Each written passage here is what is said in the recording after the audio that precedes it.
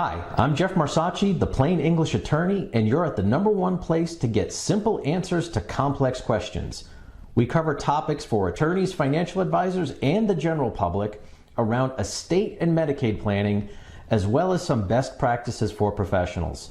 Our mission is to dispel myths, provide you some peace of mind, and hopefully have some fun along the way. Hi, Jeff Marsacci here, estate planning attorney, certified Medicaid planner, author. Thanks and welcome to this session on basic documents that everyone needs. As we're recording this, a lot of people have their estate planning documents on their mind.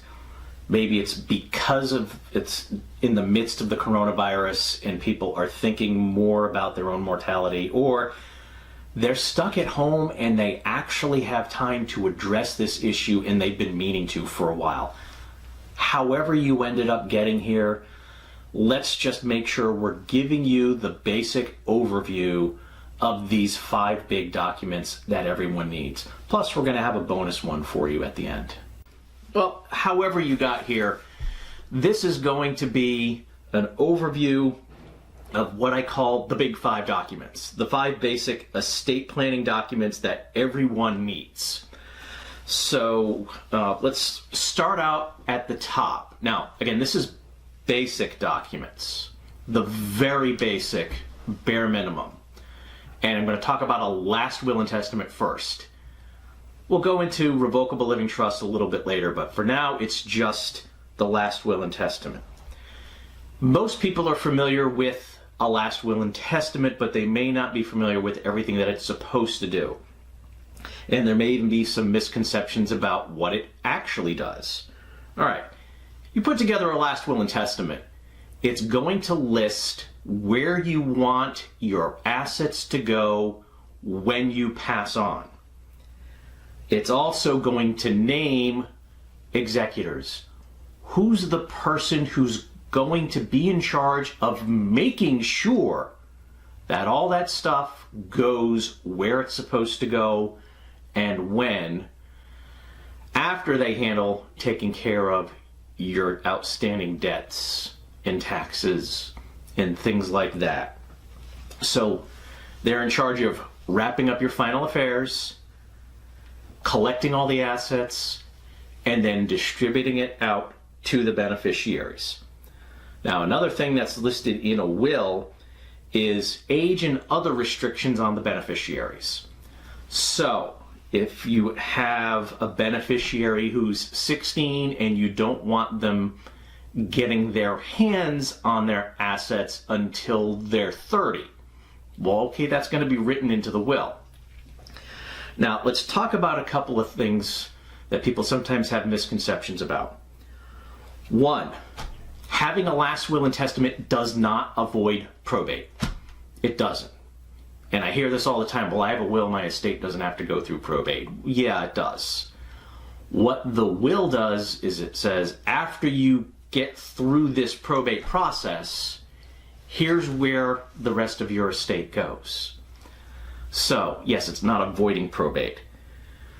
The second thing that we hear all the time, when we're talking about age restrictions, it doesn't mean that they don't have support. What the will can do is set up what we call a testamentary trust, meaning the trust just kind of pops up. The terms are in the will, and it might be very simple, listing age restrictions and things like that, because the law can fill in all of the gaps. But the trustee, who's usually the same person as the executor, they get to give them money early, pay for things, handle expenses. They do have to report all those transactions to the court until they reach the proper age. But just because there's an age limit of, say, 30 in the will, doesn't mean they don't get anything and they don't have any support until they're 30. No, it just means someone else is calling the shots for that money. And then the third big thing is understanding exactly what the will covers. The will only covers what is in probate. And this is a big loophole that we see all the time. People start a job, they set up all the information for their 401k, maybe there's life insurance through work, and they name their beneficiaries. And what the HR people usually do is, oh, well, you're married, we're going to name your spouse, and then your contingent beneficiaries, what are your kids' names? We'll put your kids in there. Well, if your kids are 7, 12, and 15, and then you die in 2 years, that doesn't mean because you put in your will that they don't get anything until they're 30, that they're not going to get it until they get it at 18. That's just what happens. Well, wait a minute, how does that happen? Those beneficiary designations on life insurance are designed to bypass probate. So if it bypasses probate and the insurance says, well, they're legal adults, they get it at age 18, the age restrictions you put in the will don't mean anything. So be very, very aware of that. If you're listing beneficiaries who are underage on life insurance, as beneficiaries on IRAs and 401ks or bank accounts or anything, what you put in the will in terms of age restrictions doesn't do anything. So keep those things in mind when we're talking about a will. The second big document is the durable general power of attorney. Now, this is something that everyone who's a legal adult should have, and this is often something for our clients who do revocable trusts and other things when their kids are heading off to college or they're in college and they're 18. Suddenly the parents realize, oh, we used to do this financial transaction, we used to be able to do this, we used to be able to get this information, and suddenly they're being told, well, we can't talk to you because this is your kids' money. They're a legal adult, they handle things. We all know in a practical sense that parents stay involved often well beyond age 18, and that's also what the kids want. Well, now we're suddenly in a position of needing documents to make sure that happens. And this is for my clients too. If they become incapacitated, or even just as a matter of convenience, who's able to step in and handle financial transactions for you? Apply for benefits if you're disabled. Signing tax returns. Basically, a durable general power of attorney can be drafted so broadly that it's going to basically let the person you named do anything you would be able to do, except they can't marry you off to someone, they can't vote for you, they can't enlist you in the military. Well, and they also can't change your last will and testament and things like that. But that's pretty broad. Now, let me make a point here. We do that intentionally because there are things that come up all of the time, and you want to have that financial agent able to handle things for you without being handcuffed. So sometimes we get this from clients, oh, I want my oldest child to be that successor agent to my spouse, or I want them to be first in line, but they can't do this, they can't do that, they can't do this other thing. That's not an issue with the document. That's an issue with trusting the person that you've named. We try to make things as broad as possible, and if you're hesitant and you're trying to pull back, that's usually not anything with the document. It's the person that you're thinking of in that position. There's nothing that says your kids have to be in your power of attorney list. A lot of people feel they have to. You don't. Even your spouse doesn't have to be that first person. It can be whomever you think is appropriate to handle that. Another thing, and this is a big issue with downloadable forms, or it used to be, oh, you can go and buy the form in a Staples or an Office Depot or some other supply store. And they have this kind of 1 or 2 page form for a power of attorney. Initial here, if you want them to have this power. Those things are so ineffective for anything other than the very, very basic financial transactions. And it's because North Carolina and probably a lot of other states that I've looked at anyway, they say if you don't have it specifically written into the document that the power of attorney can do this, then they can't. So often when people just initial next to the handle real estate transactions, mortgage companies won't let that power of attorney refinance your mortgage because the rates have dropped. They won't. They'll just say, no, this isn't good enough. And now you're stuck. You definitely want to have the complete and what we call the long form power of attorney to make sure that your agent has as much authority to do what they need to as possible. Here's another big misconception that we sometimes hear about powers of attorney. Oh, we don't need to do a will. I'm just going to give power of attorney to somebody, and when I die, they'll just handle everything.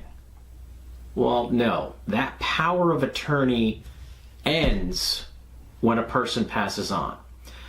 Here's the legal reasoning behind that. A power of attorney empowers someone to do things you would have normally been able to do. Once someone dies, legally they cannot conduct transactions.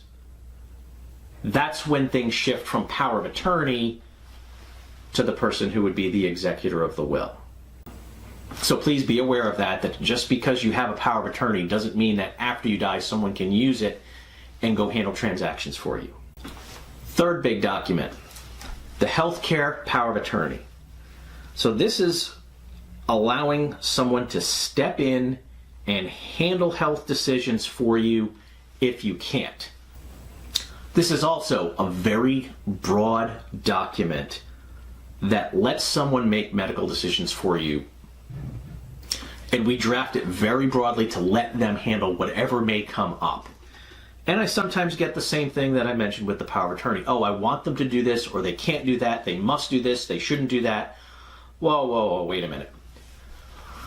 Really, that's a bad idea. And one of the things that I've seen that really makes me pause and tell my clients, wait a minute, hold on. There's a document out there, it's a form document, it's called the 5 Wishes document, and everybody praises it up and down. Oh, this is great, and it details that you can do this, you shouldn't do this.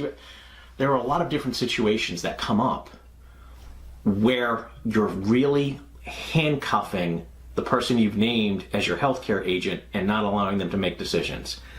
One that I saw, and the reasoning behind it was legitimate, no amputation. Well, the person was diabetic, and what they were concerned about is if they got to a point where they had to choose whether to amputate a person's legs or let them go, they wanted to be let go.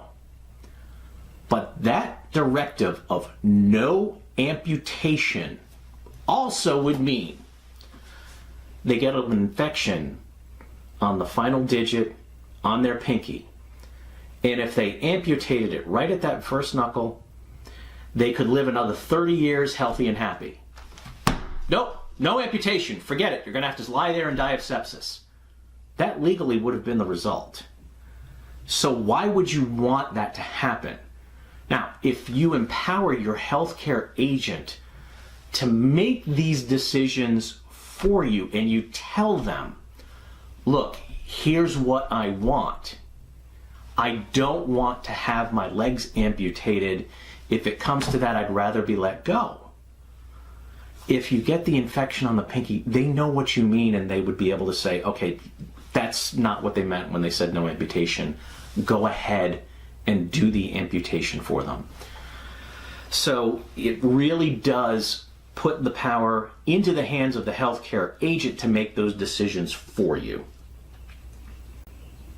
Now, there is one exception to this, and it's really not so much for the person, it's for their agent.